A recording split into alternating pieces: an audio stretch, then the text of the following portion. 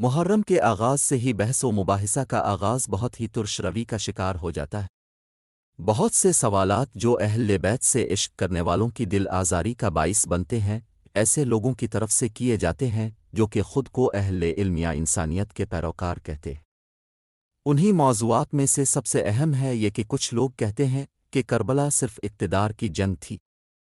آج کی ویڈیو مکمل تحقیق سے بنائی گئی ہے، جس میں ہم آپ کو یزید کے 3 کارنامے بلکہ کرتوت صحیح حوالوں سے بیان کریں گے کہ اب سمجھ جائیں گے کہ کربلا کی جنگ کس کی طرف سے اقتدار کی تھی اور کون حق اور سچ کے لیے کھڑا تھا۔ کوفے کے سفر میں ایک سے زیادہ مرتبہ ایسا موقع آیا جب امام حسین رضی اللہ عنہ کے پاس یہ آپشن موجود تھا کہ وہ بحفاظت واپس جا سکتے تھے، مگر انہوں نے یہ بات قبول نہیں کی۔ خور نے بھی انہیں یہ پیشکش کی تھی کہ وہ واپس چلے جائیں، مگر نواسہ رسول صلی اللہ علیہ وسلم نے یہ کہہ کر انکار کر دیا کہ نہیں، خدا کی قسم نہیں، میں کسی اہانت آمیز انداز میں بیعت کروں گا اور نہ ہی کسی غلام کی طرح میدان چھوڑ کر بھاگوں گا۔ دوسری بات جو زیادہ غور طلب ہے یہ کہ یزید کے اقتدار پر براجمان ہونے کے بعد امام حسین رضی اللہ عنہ کو کیا کرنا چاہیے تھا؟ کیا انہیں خاموشی سے یزید کی بیعت کر لینی چاہیے تھی؟ کیا اس طرح بیعت کرنے سے یزید کی حکمرانی کو قانونی جواز نہ مل جاتا، اور کیا یہ بات درست ہوتی؟ کیا یزید کی نامزدگی اور اس کی حکمرانی اسلامی خلافت کے معجزے اصولوں کی روح سے قانوناً درست اور جائز تھی؟ ان سوالات پر صدیوں سے بحث جاری ہے، اور ظاہر ہے کہ اس بحث کو 4 سطروں میں یہاں سمیٹنا ممکن نہیں، لیکن میں اس بحث کو کلیجہ نکال کر اس طرح رکھتا ہوں کہ امام حسین رضی اللہ عنہ کی زندگی میں اور ان کے بعد صحابہ و تابعین میں سے کسی ایک شخص کا بھی یہ قول ہمیں نہیں ملتا کہ امام حسین رضی اللہ عنہ کا خروج ناجائز تھا۔ دراصل یہ بات ہی نواسہ رسول صلی اللہ علیہ وسلم کی شان کے خلاف تھی کہ وہ ایک ناجائز حکومت کے خلاف آواز نہ اٹھاتے۔ کوفے والے انہیں خط لکھتے یا نہ لکھتے، ان سے پیمان توڑی یا نبھاتے، امام حسین رضی اللہ عنہ نے ہر حال میں حق سچ کا ہی ساتھ دینا تھا۔ یہی وجہ ہے کہ وہ ہر قسم کے نتائج اور زمینی حقائق کا ادراک رکھنے کے باوجود کوفے تشریف لے گئے۔ باقی تاریخ گواہ ہے، دنیا میں ظلم، جبر اور فسطائیت کے خلاف ڈٹ جانے کا اگر کوئی ماڈل ہے تو وہ امام حسین کا ہے۔ اس راستے پر چلنا دنیا کا سب سے مشکل کام ہے۔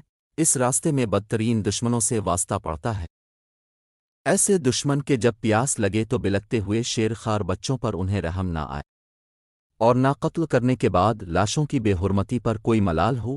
شیر خدا حضرت علی کی شہادت کے بعد 6 ماہ تک خلافت کے امور شہزادہ حضرت حسن کے پاس رہے، لیکن پھر حضور اکرم صلی اللہ علیہ وسلم کی حدیث کے مطابق کہ میرا بیٹا حسن سردار ہے جو 2 گروہوں میں صلح کروائے گا اور خون ریزی روکے گا۔ تاریخ گواہ ہے کہ کیسے اہل بیت نے صلح صفائی سے اقتدار کو اپنے گھرانے سے منتقل کیا۔ جہاں تک سوال عزت و آبرو اور جلال کا ہے تو بھلا نبی پاک صلی اللہ علیہ وسلم سے جو تعلق، جو نسبت حضرت امام حسین کی تھی، کیا اس سے بھی زیادہ کوئی عزت کی بات ہو سکتی؟ اسی کے لیے بے شمار احادیث موجود ہیں اہل بیت کی پاکی اور عظمت پر، لیکن یہاں ہمارا موضوع یہ ہے کہ کربلا کا اتنا بڑا واقعہ کیوں رونما ہوا۔ اس واقعے کی بڑی وجہ یہ تھی کہ یزیدیوں کا فسق و فجور اور رقص و سرور گلشن اسلام کو اجاڑنے پر تل چکا تھا، لیکن یہ نواسہ رسول صلی اللہ علیہ وسلم جگر گوشہ بطول اور شیر خدا کے شیر حضرت امام حسین کے ہوتے ہوئے ناممکن تھا کہ وہ یزید جیسے ظالم و مضل، فاسق و فاجر ننگ انسانیت شخص کی بیعت قبول کر لیتے اور اسلام میں موروثی بادشاہت کا نظام قائم ہو جاتا۔ اور رہی بات واقعہ کربلا کو جنگ کا نام دینے کی، تو کیا اب بتا سکتے ہیں کہ کون سے جنگجو اپنے معصوم بچوں اور عورتوں کو لے کر میدان میں جاتے ہیں؟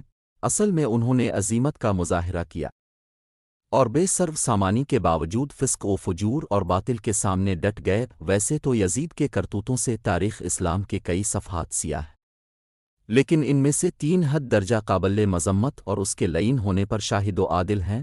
یزید کے 3 ایسے برے کام ہم اگلی ویڈیو میں بیان کریں گے۔ مزید اسلامک واقعات سننے اور دیکھنے کے لیے چینل کو سبسکرائب ضرور کریں اور ساتھ ہی بیل آئکن پر کلک کریں تاکہ اگلی ویڈیو کا نوٹیفیکیشن بروقت مل سکیں۔ اپنی من پسند کا ٹاپک سننے کے لیے کمنٹ سیکشن میں کمنٹ ضرور کریں اور اپنی رائے سے آگاہ کریں۔ یوٹیوب چینل میسج آف اسلام کو وزٹ کریں، لائک کریں، شیئر کریں۔